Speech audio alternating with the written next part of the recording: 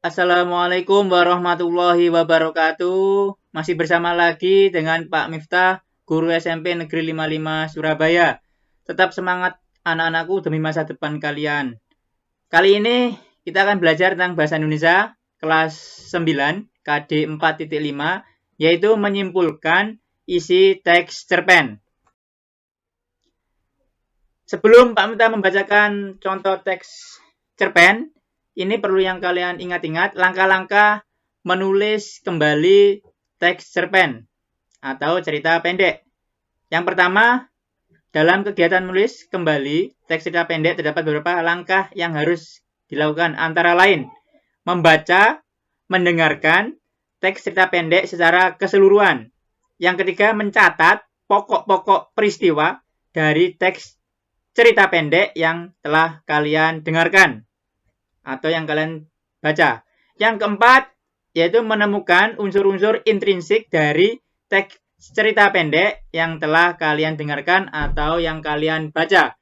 Yang kelima, yaitu menggarisbawahi bukti kutipan teks cerita pendek yang mengandung unsur-unsur intrinsik dari teks cerita pendek. Yang keenam, menulis kembali teks cerita pendek berdasarkan unsur-unsur intrinsik dan bukti kutipan yang telah ditemukan menggunakan bahasa kalian sendiri. Nah, itu langkah-langkah yang nanti kalian harus cermati untuk menulis kembali teks cerita pendek.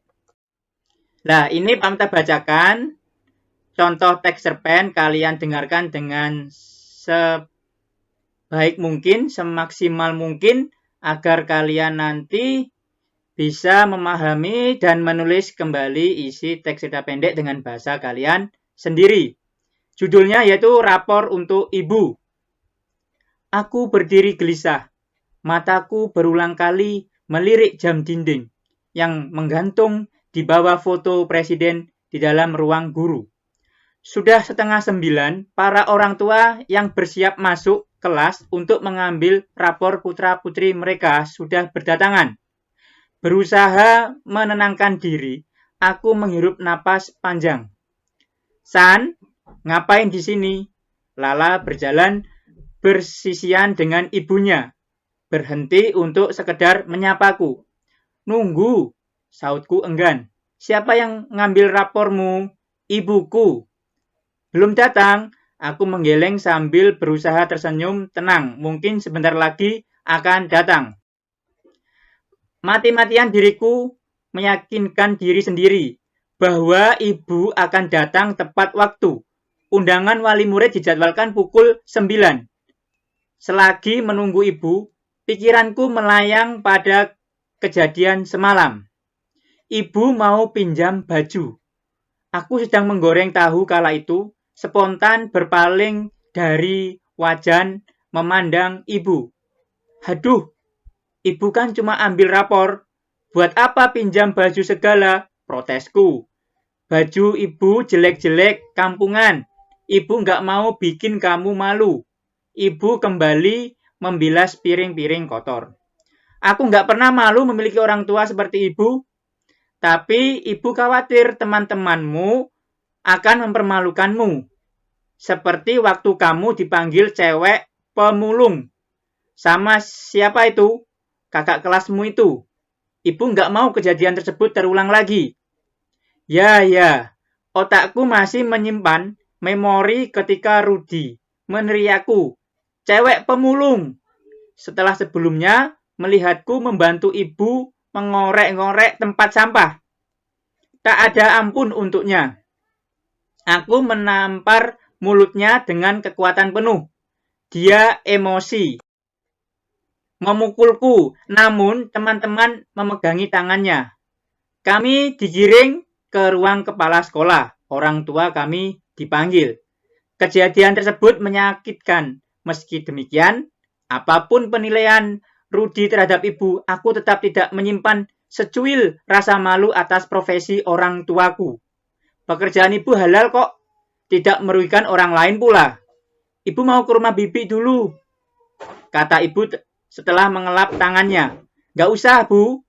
Ibu pakailah baju lebaran. Mau dicap kampungan juga biarin. Susan yakin Ibu akan bangga nanti di sekolah. Jadi pakaian bukan hal yang perlu dipusingkan. Sekarang ibu istirahat saja. Aku mulai cerewet. Lamunanku teralih manakala ku dengar suara-suara familiar dari halaman mengikuti suara hati. Segera aku berjalan cepat dan senyumku mengembang.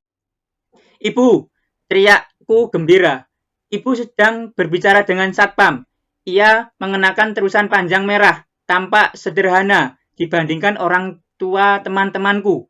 Ah, tapi aku tak peduli. Belum masuk kan, nak? Tadi macet. Tanganku menggendeng lengan ibu. Belum kok, tapi sudah hampir. Ku antar ibu ke kelas. Jantungku mulai berdebar-debar. Meskipun pada kenyataan nilai-nilaiku selama ini bagus, tetap saja aku khawatir.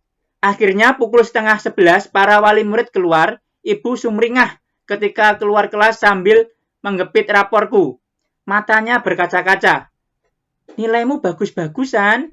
Banyak sekali huruf A-nya. Kata wali kelasmu juga.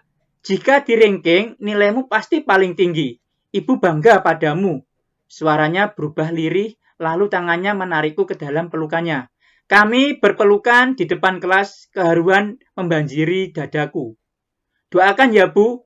Doakan agar aku bisa terus membanggakan Ibu, bisikku sambil memancangkan tekad kuat di dalam hati. Nah, itu contoh teks cerpen yang Pak Unta bacakan. Jadi tolong disimak, nanti kalian akan menulis kembali isi cerpen tersebut. Semangat belajarnya pasti bisa di masa depan kalian. Pak Unta akhiri pertemuan hari ini. Terima kasih anak-anakku, tetap semangat belajarnya. Wassalamualaikum warahmatullahi wabarakatuh.